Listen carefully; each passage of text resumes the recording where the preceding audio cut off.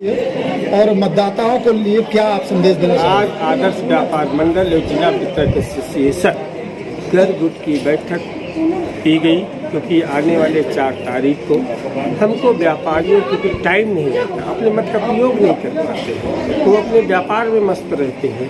उसको एक मतदाता जागरूकता अभियान चलाया गया और लोगों को बैठक करके ये जानकारी दी गई कि अपने घरों में अपनी टोली बना के निकलने का काम करें और ज़्यादा से ज़्यादा हमको ये पोजीशन में लाना है कि कम से कम हम 70 से 80% फतेहपुर का मतदान, अगर व्यापारी जागरूक हो जाता है तो जान लीजिए मतदान का प्रतिशत सदैव बढ़ जाता है। इसी संदर्भ में आज ये प्रधान कार्यालय में बैठक की गई और सारे व्यापारियों ने एक हुंकार भरी कि हम ज़्यादा से ज़्यादा मतदाता जागरूकता अभियान चलाएंगे और आने वाले प्रत्याशी को जो भी होगा, जो निर्णय होगा, उसको हम विजयी बनाने का काम करेंगे, ताकि फतेहपुर का मत प्रतिशत दिखाई दे कि हम जागरूक हैं, हमने मत का प्रयोग करें। लोग मत का प्रयोग नहीं कर पाते, हमारी घर की महिलाएं, औरतें नहीं जा पाती धूप के कारण, तमाम कारण था।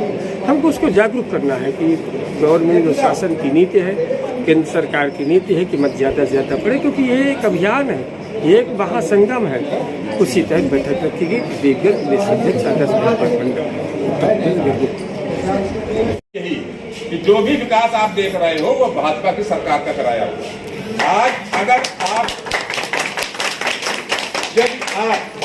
यहाँ पर भाजपा के ही प्रत्याशी को चुनाव में जिताते हो तो जो थोड़ा बहुत भी असमंजस की स्थिति रह जाती है वो स्थिति खत्म हो जाती है।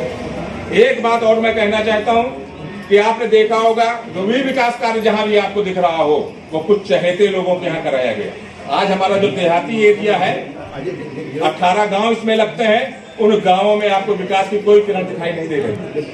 आप वोट लेने जाते हो लेकिन वहां पर आपने कोई काम नहीं किया। आपके कुछ जो 2-4 चहेते सभासद थे, आपने उनके लिए काम किया। हमारा वादा, हमारा नहीं, हमारे भाजपा के प्रत्याशी का ये वादा है कि ये विकास समानता के आधार पर होगा, हर वार्ड में होगा और जहां जरूरत होगी वहां ज्यादा होगा। तो हमें इस वक्त जातिवाद, धर्मवाद, इन सारी बातों को छोड़कर सबसे बड़ी बात ये याद रखनी है कि हमारे इस पूरे फतेहपुर नगर पालिका का, या अगर हमारे जो बाहर के लोग आए हुए हैं, जैसे हमारे मुनीन भाई गिनती से बैठे हैं, वहां पर कौन बेहतर काम कर सकता है, कौन उनका विकास कर सकता है, इस बात को जरूर ध्यान रखा जाए और उसी आधार पर वोट दिया जाए। हमारे आप लोगों की जो क्षमता, अभी मैं बोल रहा था कि आप लोगों से बड़ा संगठन किसी का फतेहपुर जनपद में है ही नहीं। आप लोग अगर मन बना लोगे तो हमें अपनी ताकत का सही प्रयोग करने की भी जरूरत है कि जो भी प्रत्याशी चुनाव जीते वो आपके भी लिए हित में भी काम करे।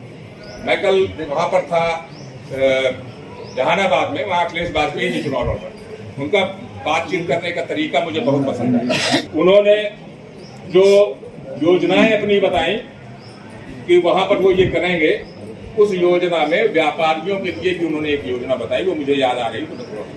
उन्होंने ये कहा कि ये छोटी सी जगह, यहाँ पर आप लोग छोटे छोटे भी वो करते हो, लेकिन यहाँ शिक्षा और जो रोजगारी, बेरोजगारी की स्थिति है, हम यहाँ पर कम से कम 2000 लोगों को रोजगार देने का काम करेंगे, उनके लिए रोजगार की व्यवस्था करेंगे। ये एक नई चीज उन्होंने बताई। या नहीं करेंगे वो क्या बोलेंगे ये मैं नहीं जानता हूँ, लेकिन ये निश्चित मानिए कि कुछ न कुछ व्यापारी हित में 100% करने का काम प्रमोद द्विवेदी जी, अगर आप लोगों के आशीर्वाद से जीतते हैं तो वो आपके ये काम करें। अगर इसके अलावा भी आप लोगों को लगता हो कि कोई अन्य प्रत्याशी ठीक है तो उससे आप लोग अपनी बात कर सकते हैं। आप लोगों का निर्णय यहाँ पर मान्य होगा। इसी के साथ मैं अपनी बात और सबका नाम लिया जाएगा तो बहुत समय लगेगा। सभी उपस्थित यहाँ पर सम्मानित व्यापारी बने। इस बार का नगर पालिका का यह चुनाव यह अन्य चुनावों से भिन्न है।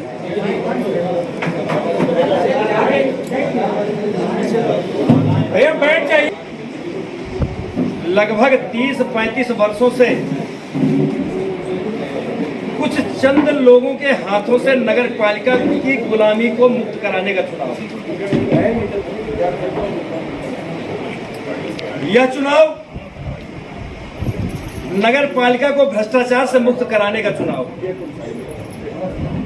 यह चुनाव नगर पालिका के अंदर भूमाफियागिरी करने वालों से नगर पालिका को मुक्त कराने का चुनाव। यह नगर चुनाव यह चुनाव नगर पालिका के अंदर गुंडागर्दी और अराजकता फैलाने वाले लोगों से नगर पालिका को मुक्त कराने का चुनाव। मित्रों, जब से हम लोगों को याद है, लगभग 30-35 वर्षों से मैं भी चूंकि छात्र जीवन से राजनीति में हूं,